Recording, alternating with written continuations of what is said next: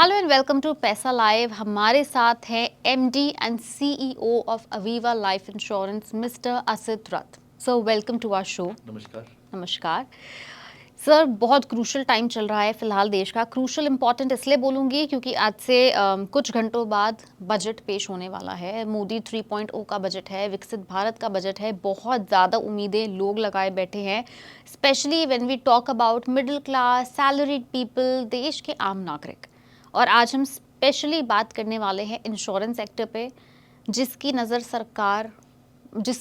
नज़र सरकार की भी है। बिल्कुल सही बात है। जो देश का मिडिल क्लास है उसके लिए इंश्योरेंस से ज़्यादा रेलेवेंट कुछ नहीं है इस समय।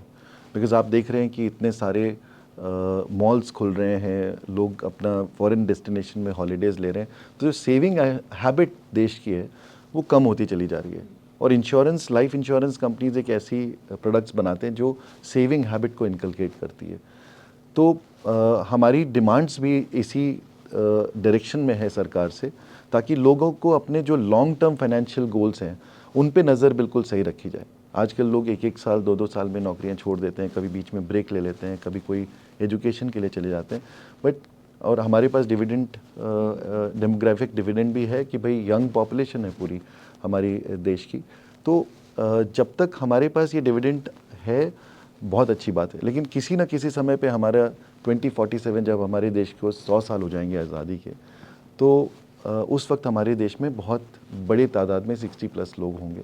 तो वो लोग अपने लिए अगर इनकम नहीं जनरेट करके रखेंगे, तो न्यूक्लियर फैमिली, आजकल हमारी एक बेटी है और पहले हमारे फादर जो थे उनके 5 ब्रदर्स एंड 5 सिस्टर्स थे, तो number of old people to people who are working ratio will be difficult to manage. तो हमारा ये कहना जो सरकार से है कि ये जो 80C और 80D लाइफ इंश्योरेंस प्रोडक्ट्स को दिए जाते थे, इसकी लिमिट को बढ़ाई जाए और health insurance as well as life insurance policies, क्योंकि हेल्थ की कॉस्ट भी बढ़ती जा रही है, ट्रीटमेंट्स की कॉस्ट बढ़ती जा रही है, इनको एक एग्रीगेट लिमिट 2 लाख रुपए की दे देनी चाहिए 80C 80D मिला के। और सीनियर सिटीजन्स के लिए खासकर 3 लाख रुपए की इसको लिमिट देनी चाहिए। सीनियर सिटीजन्स में आप 60+ की बात कर रहे हैं? 60+ की एंड बात। सुपर सीनियर सिटीजन्स भी इसी के अंदर फॉल करें? उसी में फॉल करेंगे। देखिए, एक समय के बाद तो इंश्योरेंस और कवर कुछ नहीं कर पाएगा, तो लोगों के पास जमा पूंजी होना ज़रूरी है ताकि हर वक्त उनके पास मेडिकल इमरजेंसी के लिए कुछ पैसे हों। तो ऑफ कोर्स 3 लाख से ऊपर की हमारी डिमांड नहीं है। एज ए काउंसिल हमने यही डिमांड रखी है। एक और डिमांड हमारी है वो पेंशन से रिलेटेड है। तो कई जगह विदेश में आपने देखा होगा, जी बिल्कुल, नेशनल पेंशन स्कीम है, सरकार की एक बहुत बड़ी मुहिम है पेंशन को पॉपुलराइज करने के लिए। और उसके लिए सरकार ने 50,000 की एक अलग लिमिट भी दे रखी है। हमारा ये रिक्वेस्ट है सरकार से कि हमारे जो लाइफ इंश्योरेंस कंपनीज की पेंशन प्रोडक्ट्स बनाई जा रही है उनको भी वही सेम ट्रीटमेंट मिले।